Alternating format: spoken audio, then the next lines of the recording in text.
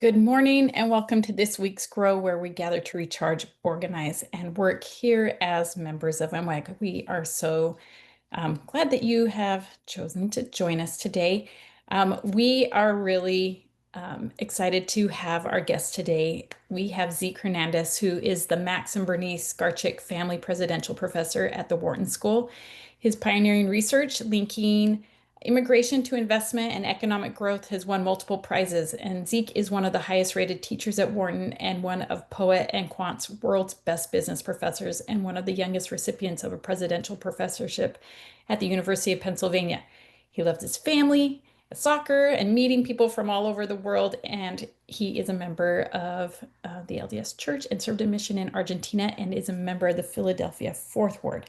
And we are really grateful that he has taken some time to speak to us today and to share about his recent book, which we read in for book group. He is going to talk a little bit about that. And please, if you have questions, put them in the chat. We will have some time at the end for Q&A. So I'm going to go ahead and turn the time over to Zeke.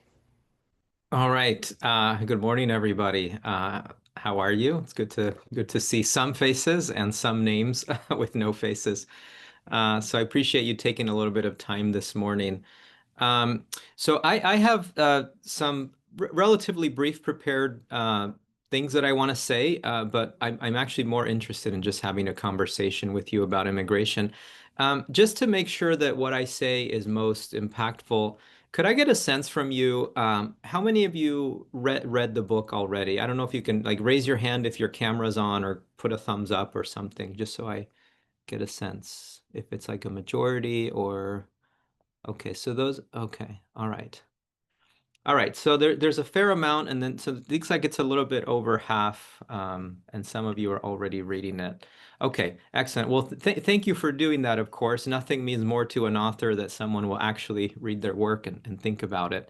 Um, so I want to spend about 15 minutes, even if you have read the book, I want to frame some of the stories and points in the book into a way to think about the economic contributions of immigrants, perhaps in ways that you don't typically hear. And then, and I promise there's some material that's not in the book that I'll mention. But then, like I said, I mostly just want to have a conversation with you. So I'm going to share some slides and just jump right in. So all right. So for those of you who have read the book, you might remember that one of the stories that I tell is a story of something that happened when I was a brand new international student in the U.S. What happened is that this girl in college approached me and said, "Hey Zeke, you're from Latin America. When are you going to take me salsa dancing?" And then I proceed to tell a pretty embarrassing story, which I won't repeat here.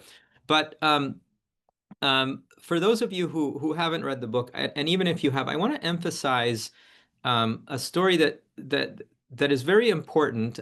So this girl assumed that, because I'm from Latin America, I should know how to dance salsa. I was embarrassed because being from Latin America, I don't. And it turns out that like both of us were wrong, right? It turns out that salsa is not something that was invented in Latin America or Africa or Spain. I've had people try to sort of guess that it was invented in all parts of the world, but nobody guesses that it's actually something that was invented in the United States of America.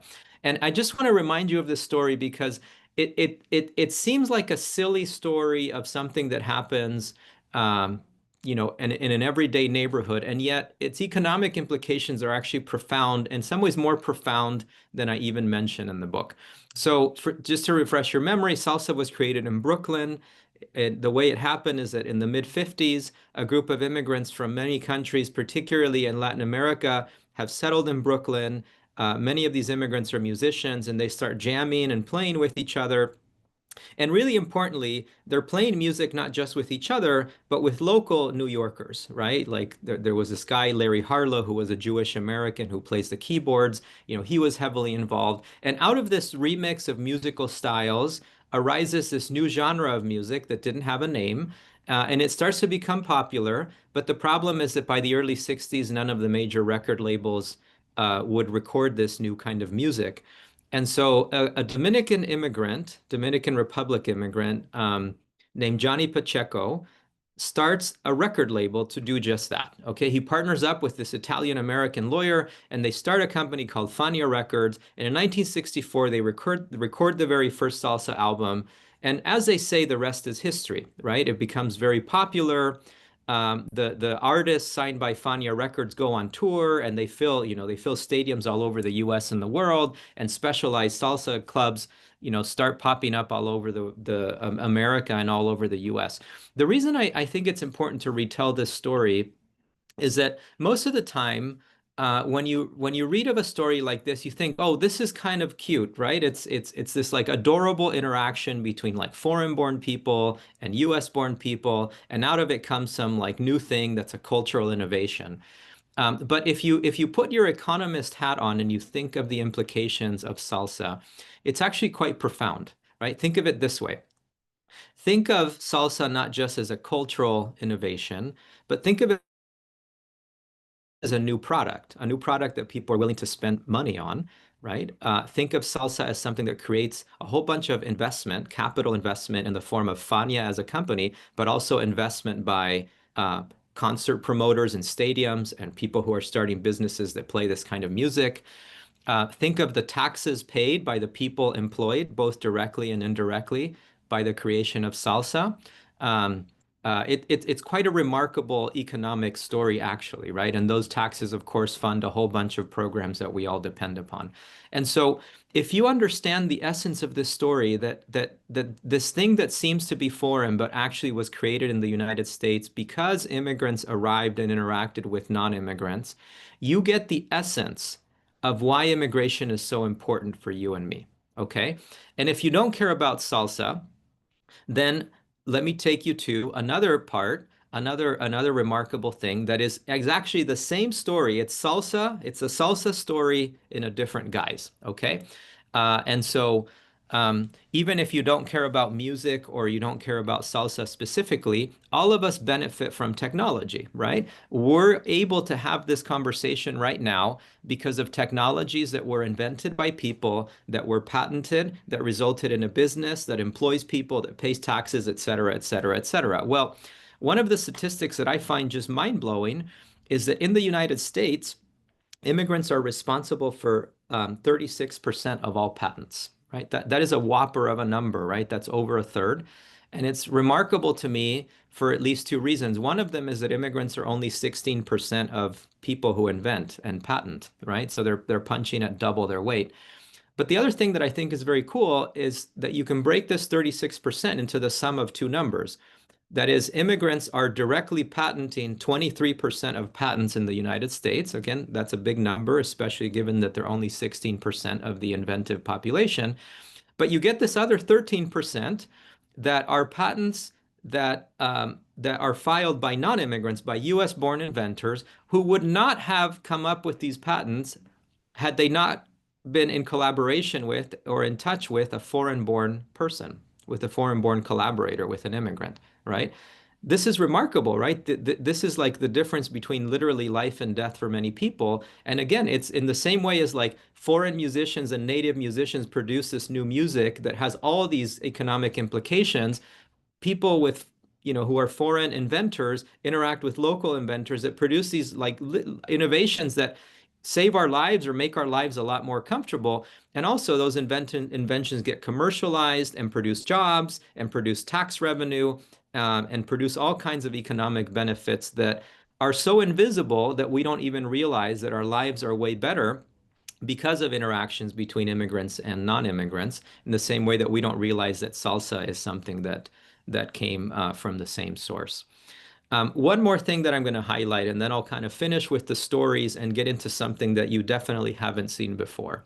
You might also remember the story of this headline. Okay, this is the headline of a really big investment made by a company in my state, the state of Pennsylvania. I study investment for a living, so headlines like this always catch my attention.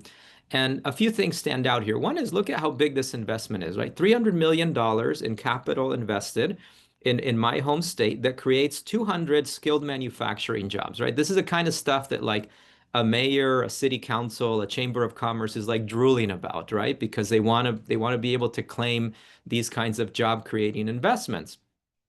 And so the point is this. The point to me is not, okay, we see this all the time. But what's really unusual, and if you live in my home state of Pennsylvania, is the location. This investment is made in a tiny little town called Hometown, PA, population 5,000. Okay, it's a tiny little place. So you don't expect this kind of job creating investment in hometown. You expect it in Philadelphia or Pittsburgh or New York or Salt Lake City or Phoenix, but not, not in Hometown, PA. And the only way that we can explain this is to go to the history of this town and realize that it was founded by German immigrants in the 1800s, and also to understand that the company that made this investment, EMD Electronics, is owned by a German corporation. Okay, so this is German capital creating jobs in America for American workers. What's the connection? The connection is that where immigrants settle, investment follows. That is, immigrants attract investment from their countries, and those investments create jobs, right? And we've documented this not just in anecdotal cases like this, but we have very good systematic evidence that that's the case. In fact, a number to remember is that if your state increases its share of the foreign-born population from a certain country by 1%, companies from that country are 50% more likely to choose your state as a destination for investment. Okay, and those investments create jobs. And what if I told you that that's not even the most direct way in which immigrants bring job creating investments to your community? There's a much more direct way than this, and this is already impressive enough. The best way I can explain the more direct way is this. Look at the companies on this slide, and I would be shocked if you don't recognize them. I'd also be shocked if you haven't used something that one of these companies produces in the last week. Okay. What do they all have in common? These were all founded by immigrants. Okay. So whether you had a Chobani yogurt this morning, or you uploaded your resume on LinkedIn, or you're addicted to Duolingo because you're trying to learn Spanish for the third time in your life, you owe all that to an immigrant. Okay. In fact, here's another number. An immigrant in the United States is 80% more likely to start a business than a non-immigrant. So what am I trying to say is that in the same way that it's easy to take for granted a music you love or a technology that makes your life more comfortable, it's also easy to take for granted that many of the jobs that provide a living for you or someone you love are very likely to have to exist because an immigrant started a company that created that job. Okay? And so when you hear these stories and you see these statistics, you start to realize there's something very powerful about immigration that is win-win, that is about things that are beneficial for you and me. So here I want to get into the part that you haven't seen before. So how do we explain that? How do you explain to say, let's say you have an uncle who at the Thanksgiving table in a few weeks says something about how immigrants are, bad for you or bad for America, right? So here's one way that you can explain it, right? And that uncle might say, well, immigrants are they're consuming all these things that are scarce, right? And so it's if immigrants take these things, there's less of those things for non-immigrants. So here's a simple way to explain it. The way to generalize these stories and statistics I'm telling you is as follows. Think of you or any person as an economic contributor, okay? You bring at least 5 things when you interact with the economy. If you have a job, you put your talent into that job. When you go home, you consume because you spend some of your paycheck, right? At a minimum, you need to house yourself and feed yourself. You don't get all your paycheck because you're paying taxes, so you're a taxpayer. If you save for retirement, you're also an investor, and many of you might invest in things beyond just your retirement. And in any reasonable population, there's some people that are innovators in that they produce new technologies, new businesses, new ideas that turn into some kind of product that others use. So every person brings what I call the 5 big inputs into the economy, these 5 things. And out of these 5 things arise jobs, right? Like these magical jobs that we all want in our communities arise from these 5 things. Well, as it turns out, because immigrants are people too, they also bring these 5 things. Okay. When a group of immigrants arrives to your community, what happens is the economic pie grows because immigrants bring a higher quantity of each of these five things. The stories I just told you illustrate that. Okay. And so this is really important because there's a higher quantity of these five things, there's opportunities for more people to get jobs. And in fact, a bigger economy just needs more people, right? And so immigrants create their own economic growth inherently by bringing these five things, which is why you don't get this like zero-sum contest between like foreign bodies and native bodies. Um, and and then and then there's one more thing that's equally important. So far, I've painted sort of you and a foreign-born person in the same color, but as it turns out, immigrants are a little different than you if you're not an immigrant, right? That is, the way they do these five things is different than the way you do them. They have different skills and talents that they bring to their employers, okay? They consume different goods and services, at least some of them, right? They're a little bit different in their tastes. They, as you know from the story of hometown Pennsylvania, bring investment from different sources and invest in different kinds of businesses. They innovate in different products. Think of salsa, right? Different technologies. Think of those patents. And so what happens is not only do you get more of these five things, but you get a greater variety of these five things. And so if the quantity effect makes the economic pie bigger, the variety effect makes the economy more diversified.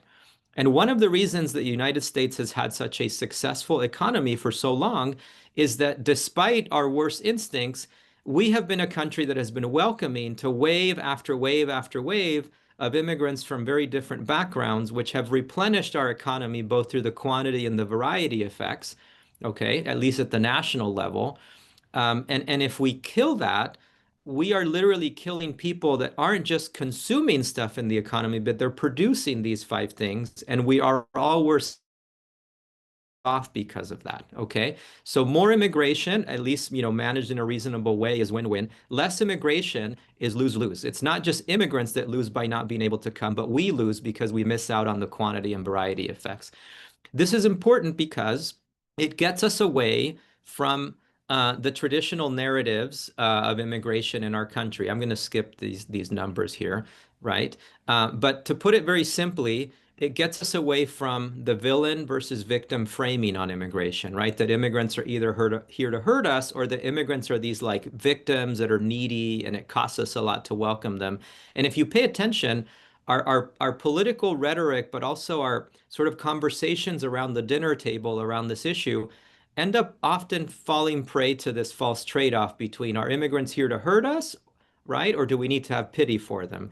And what I'm offering with this better model is to say it's neither, right? Immigrants don't need your fear. They don't need your pity. Immigrants are good for us. And I emphasize us, meaning immigration isn't just good for immigrants, it's good for us in these ways. I think once you understand that, you have a much better way to explain the case for immigration in a way that is, one, based on strong facts, but two, gets you away from just appealing to compassion. And compassion, of course, is important, right? Anyone who believes, I think, in the Savior or is religious in any way believes that, but it's not enough in a pluralistic society. It's also not enough to be politically effective in making the case for immigration. All right. I want to stop there because, like I said, I'm more interested in having a dialogue with you than in just talking. But I wanted to share that by way of framing some of the bigger themes, at least in the first half of the book. Thanks very much for listening. Let me put my slides down, and I'd love to just talk about whatever you want.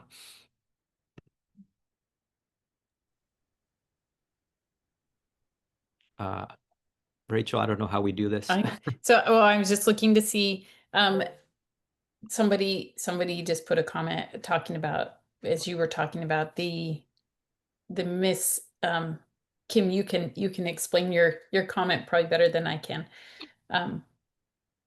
Oh, no, when you were talking about the salsa, it made me think of, the announcement that Bad Bunny is coming to the Super Bowl and how people are, it's strange to see the reactions and realize that a lot of people don't remember or realize that Puerto Rico is part of the United States.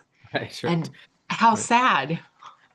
Yeah, well, and also that we don't complain about like Paul McCartney or Coldplay, right? Being invented. They're actually like foreigners, right? And we've had a lot of foreigners that play in the Super Bowl, so that is a little bit ironic, yeah. Yeah. So here's a question from Karen Hall. It says, how do you start conversations with people who are suspicious and hostile of immigration?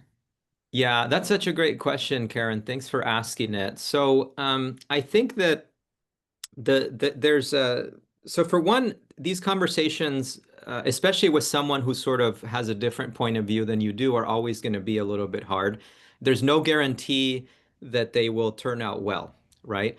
But I think it's better to try and engage in these conversations than avoid them. I think particularly those of us who are raised in our shared faith, I'm assuming most of us share the same faith.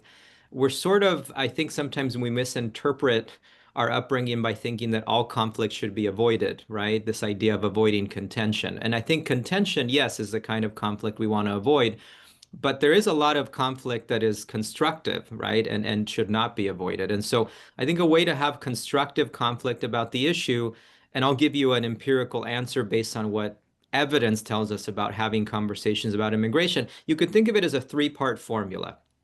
So part one is start with common values. What are the common values behind the issue? So let's say that somebody says, um, these criminal immigrants are making our communities less safe, right? A very common claim.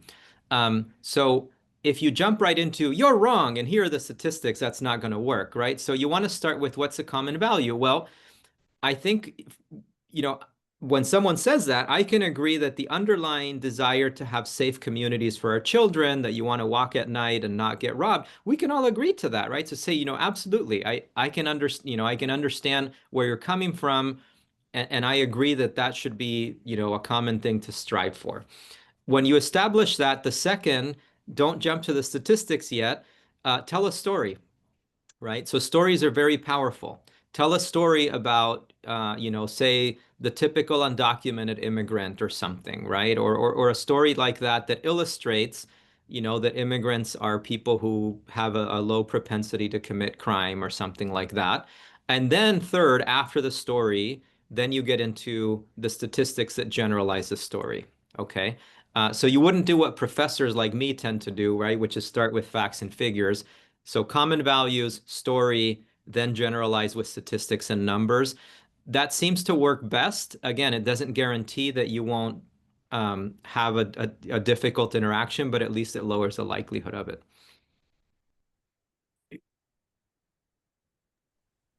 There's another. It says, are some of the national organizations that you feel like, or what are there some national organizations that you feel like are doing work that embodies the third way, the not falling into the villain victim trope? Yeah, there are. I think one organization, if you want one organization that does a very good job, is nonpartisan, is very fair, is very fact-based, and is really trying to find constructive policy solutions. I'm a big fan of the Migration Policy Institute. And by the way, they're addressing the issue not just in the US, although they do that very well, but they also have a lot of influence with governments from all over the world. So I'm a big fan of what they're trying to do. Um, let's see, another national organization. I think that the American Immigration Council is the research arm of the essentially the American Association of Immigration Lawyers, or something like that. They have a very strongly pro-immigrant stance, and they tend to be left of center politically. But on the issue of immigration, I think they are very fair and very fact-based. So if you're looking for an organization that sort of is really dealing with issues of immigration law in a fair way and in a way that is loyal to the Constitution, they do a good job. But you have to understand that overall they tend to be a left-leaning organization. If that bothers you, I don't know if that bothers you, but on the issue of immigration, I think they do a good job. And then I think that there are a lot of non-national organizations that do a very good job in terms of just focusing on immigrants as economic contributors. Um, but those I don't have a national one to recommend. I don't know where you live. A good example where I live would be would be an organization uh, that you don't need to know the name because it's not relevant because you don't live here, but they focus just on integrating immigrants into the workforce, right? And they're very consistent with those like 5 things that I mentioned that immigrants bring. And so looking for something like that that is saying, look, let me show you how we can help these immigrants contribute those 5 things to your community. So if you find an organization like that, they're worth supporting. Robin, you have your hand up. Yes, I'm so excited to hear you. I'm the one who led the book group discussion on your book. I love it. Thank you. At any rate, and I'm actually in the Dallas airport on my way to Philadelphia. So, Oh, yeah. well, if we you have need restaurant recommendations, let me know. okay, great, great. Maybe you can connect because I'll be on campus. Um, my question is, how do you do your research? How do you get your stats? Oh, yeah, that's a good question. So part of what you have to realize is that like of that like donut chart I showed, right? My research is like a very small part of that donut, right? So I'm reflecting research done by lots of other people.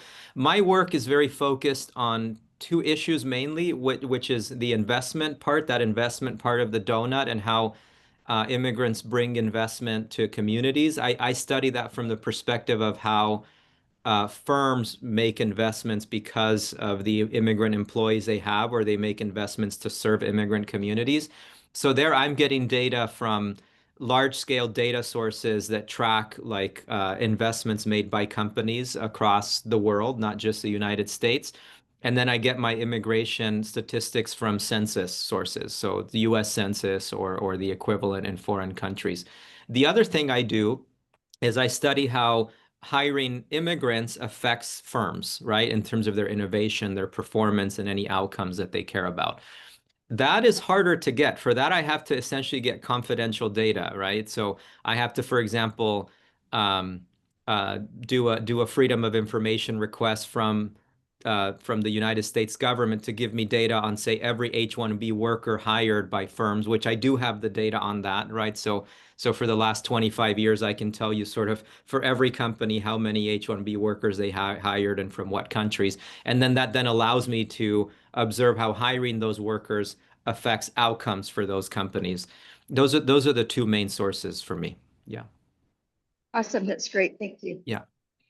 So there's a question in the chat about ICE, and it says ICE has been around for a long time. How would you explain that their tactic is different now than it was in the past to someone who assumes ICE is just taking criminals? Yeah, so one of them is go look at ICE's own statistics. Like ICE is required to publish by law information on people that they have detained. Okay. Now there's a lot of things that ICE is not very transparent about, but they do publish that. And by their very own statistics, you can see that right now, since Trump was made president in the second time, the number of people ICE has detained that have a criminal background is smaller than the number of people they have detained that do not. So by ICE's own numbers, right? And keep in mind that that's a highly biased sample because they are looking to detain criminals, right? So even as hard as they're looking to detain criminals, the majority of the people they have detained are not. Okay, and so that's what good way to prove it. You just go to ICE's own website. Um, the other thing that's very different is that ICE and CBP, well, ICE in particular, has always historically been very focused on the border, apprehensions at the border, at or near the border, and they have always done interior enforcement, but not, I mean, not even close to as aggressively as now. So what you're seeing now is that like there's pretty much nothing happening at the border, and all enforcement actions are happening in the interior, right? Going into Chicago, going into, coming to my city, going to wherever you live, and detaining people who didn't just arrived. In fact, one thing that's important is to realize that 3/4 of undocumented immigrants have been here over a decade, right? So these are people that are permanent residents for all practical purposes. They have mortgages, they have kids in school, they have jobs. Many of them have companies that employ citizens, right? And so you are enforcing the, expulsion orders against people who are well integrated into your community. You might not even realize that they are, right? You might uh, it might be someone who works for you or takes care of your kids or does something that's important to you.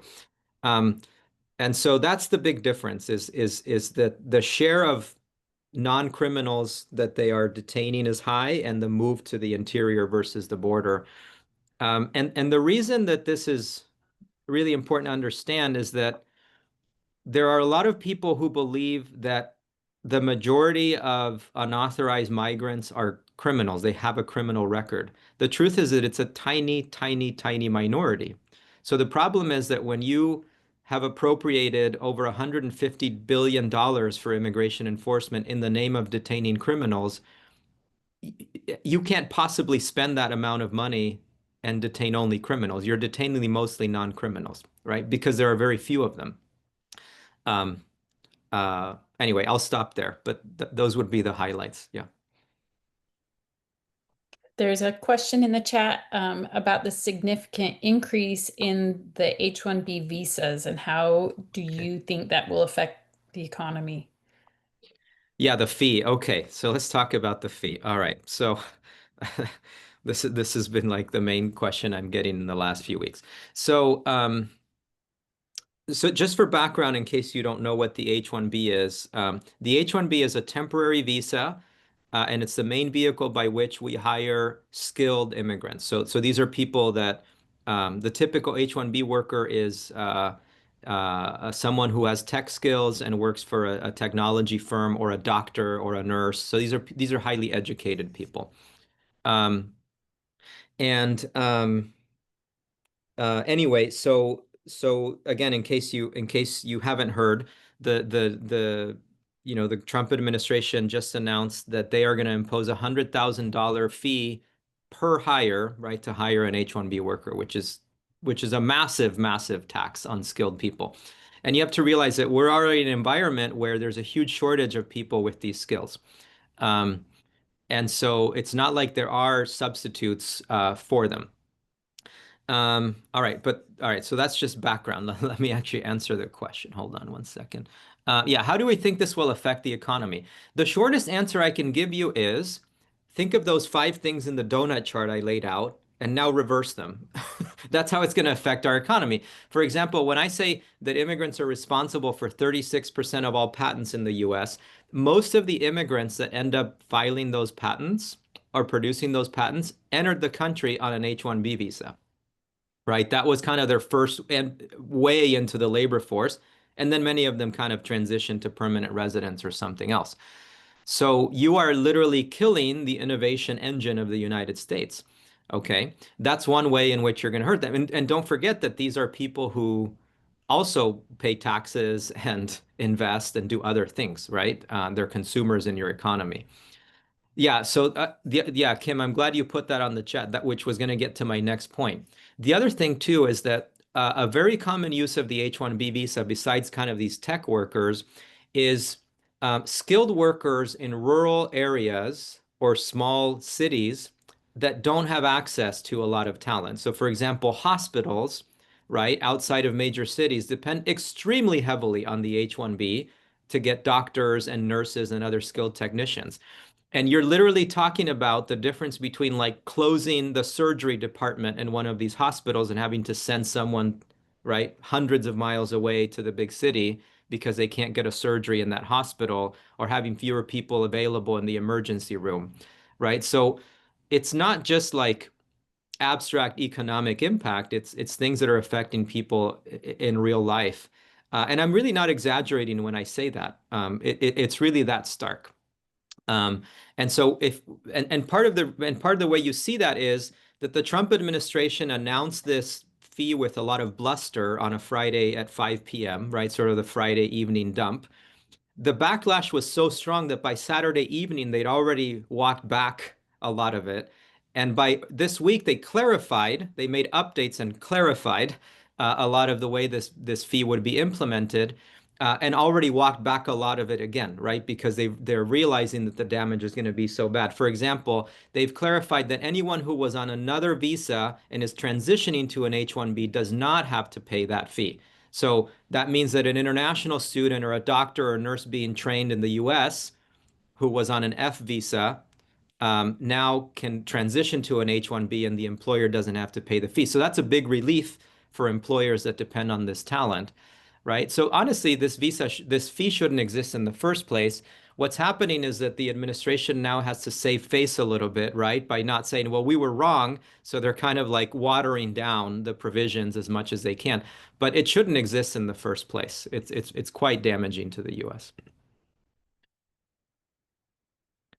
Okay. Ashton, I see you. Okay. Lisa found the link. Okay. Thank you, Lisa. Any other questions? Let me see. I hired dozens of teachers. Yeah. How do we do a better job telling these stories that replace fear with facts? Yeah. Is it Michael? I don't know if I'm saying your name wrong. Michael No, you're Ann. saying it right. It's Michael Ann. Okay. Yeah, Michael Ann. Yeah, thank you for the question.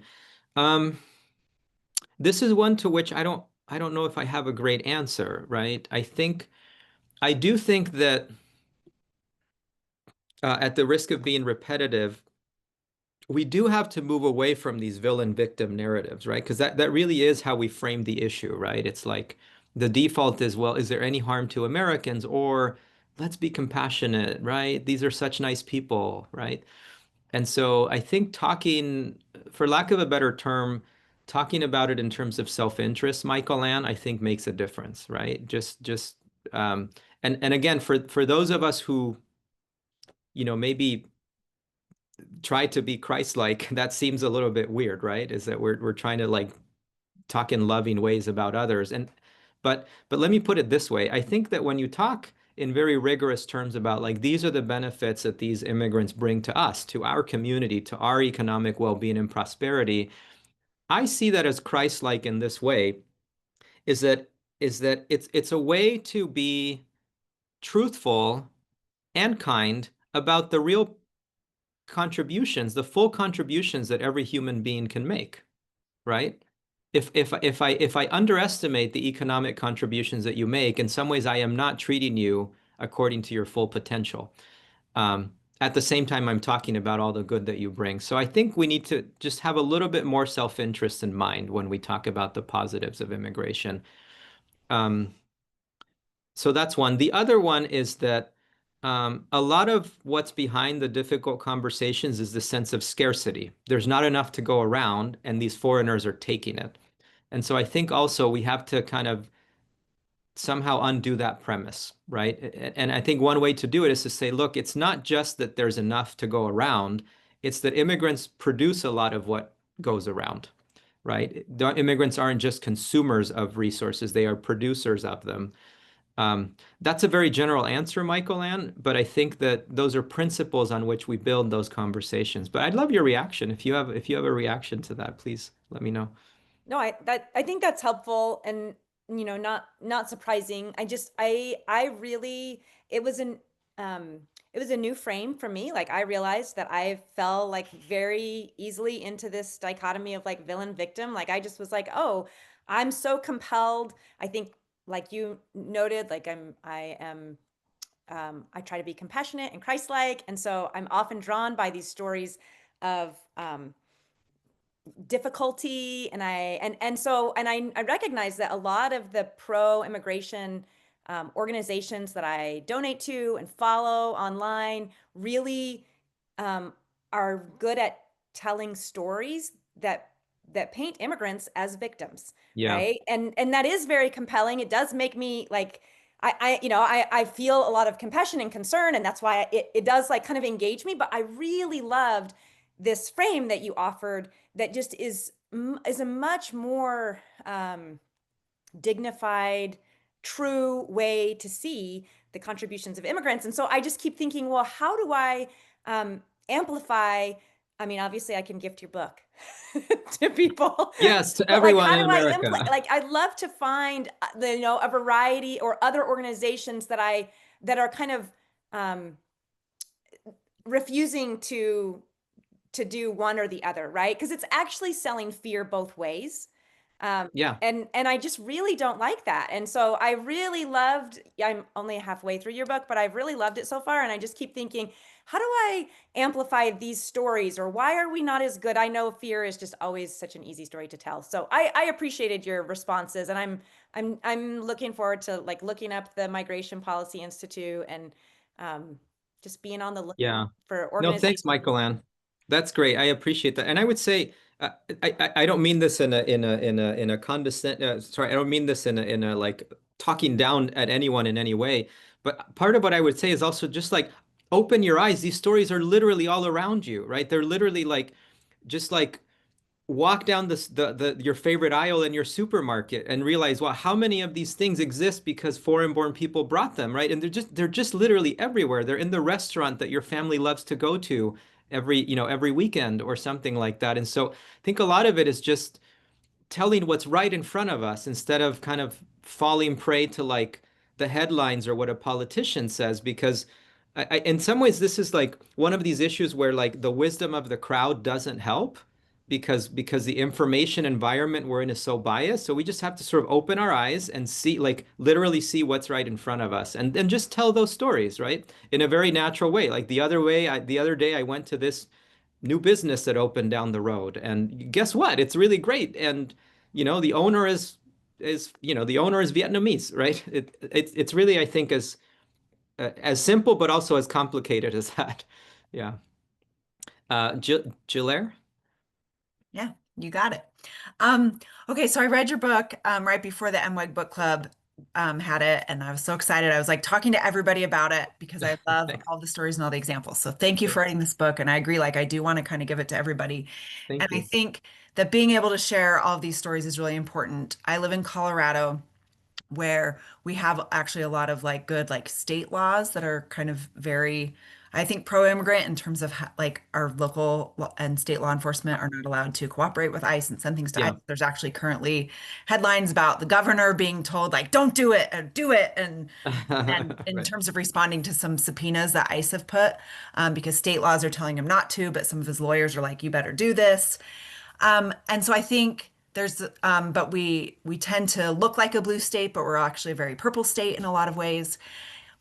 And so I think there's a lot of good stories going out there, but like ultimately we have to change the laws, right? Like one of the big things I took from the book was how when people talk about they just need to get in line, and how you said there sometimes is no line, or if they're waiting in line, it's going to take 90 years at the rate that we're at.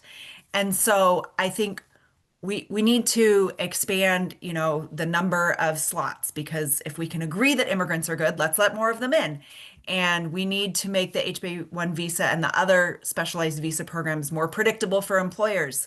We own a small business, and I can't even imagine having to plan a year out of whether or not we think we're going to need 5 more employees this time next year. We might not have the workload for that, or we might need 10 employees. We just don't know. We've doubled in the last year, but we have 9 employees right now. Like, we'll see. So, what do you think are the best things we can do? Like, do I need to send these books to all of my members of Congress? Um, and like, I'll just be really honest, I am running for office here in Colorado for the state legislature. I will not have a say over federal immigration law, but I'm also going to an event with my senator and one of our congressmen in like a week. So like I have some Yeah. access because of my role as a candidate. And I kind of just want to be like, Senator Bennett, here is this book. And he was Yeah. part of some of the closest we got to good immigration reform in the last 15, 20 years that failed. But like, do you have any good, I don't know that we're going to see it under this administration, but like, what are the Yeah. things that you think we can do, especially I think for maybe somebody like me who maybe has a little bit of access, and Yeah. like I think I do. I don't know. They're like, whatever, Jalaire, we don't care what you say, but we'll see. Yeah, no, that's great, Jill, and thanks for running for office. I think such an important way to make a difference. So, I mean, obviously, selfishly, I'd say, yeah, sure, give him my book, right? That everyone should have my book, but more than the book itself. And by the way, I make like no money with the book, so this is not making me rich, right? Um, but more than that, it's just the message, right? So you as an elected official and candidate, speak about it in terms of these things we've been talking about it, right? So that would be one. But yeah, I think people underestimate how to speak up to our elected officials. So I don't want to exaggerate my political influence, but I do talk to elected officials now and again. And what's very obvious when I talk to them is that the squeaky wheel gets the grease. And there are like a tiny number of squeaky wheels that are highly motivated and well funded, right? And they have the time to, go to Washington and camp out outside a senator's office, right? While most of us have to like work every day, so we don't have the time to do that. But my point is that politicians, they react to what they hear, and what they hear is highly biased, right? Because it's driven by a tiny set of interest groups that don't represent the majority, right? I mean, right now in America, the latest numbers show that 78% of Americans think immigrants are good for our country. 78%, right? Right. That's a super majority, right? You wouldn't believe that by looking at the headlines or by seeing what's coming out of politicians' mouths. And I think a lot of politicians just don't know that because they don't hear from the 78%. They hear from the 22%, right?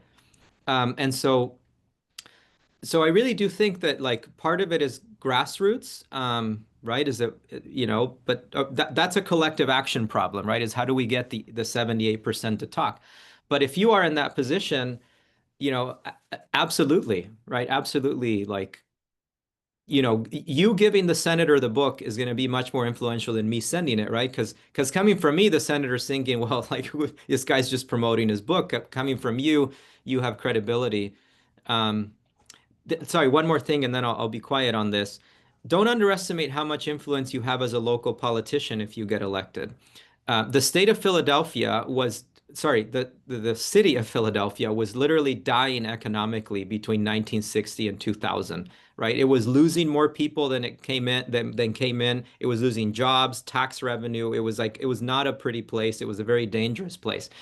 And in the year 2000, a city council member named Jim Kenney read a report on the economic benefits of immigration and started pushing for policies to make Philadelphia officially as what's called a welcoming city, right? And that's not just a label, that is an official designation that means that the city of Philadelphia commits to doing certain things to be a place that welcomes immigrants. And it's things as simple as making official government documents available in multiple languages, having time for immigrant groups to come and talk about their needs, going to immigrant neighborhoods, right, and providing resources they need.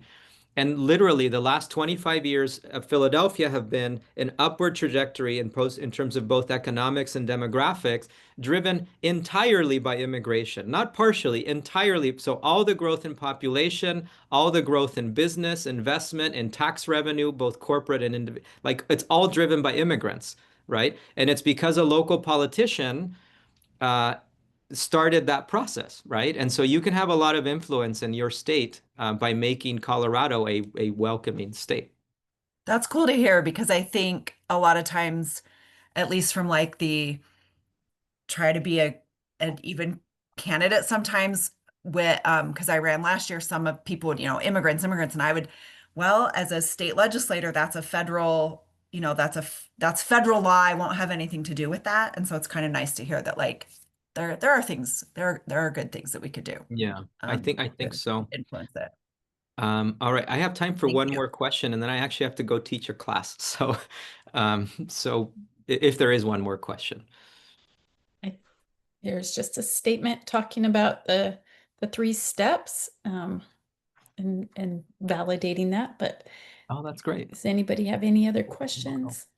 This is Sharon. I'm the one who made this comment.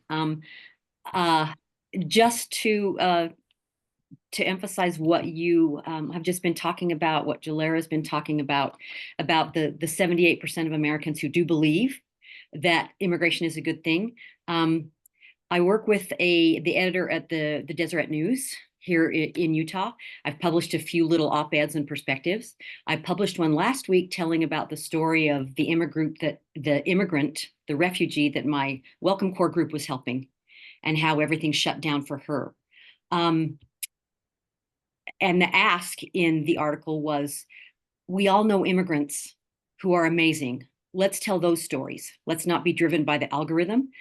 my editor just reached out to me a few days ago and said, this story's been picked up by MSN and Yahoo. So there is a national need for tell the better story. So that right there is like, that's kind of sign of validation for me that like, yes, telling the better story is something we desperately need right now. And we all have those stories because we all know these people. Yeah. Yeah. Thank you. Thank you for doing that again, right? Another thing you can do.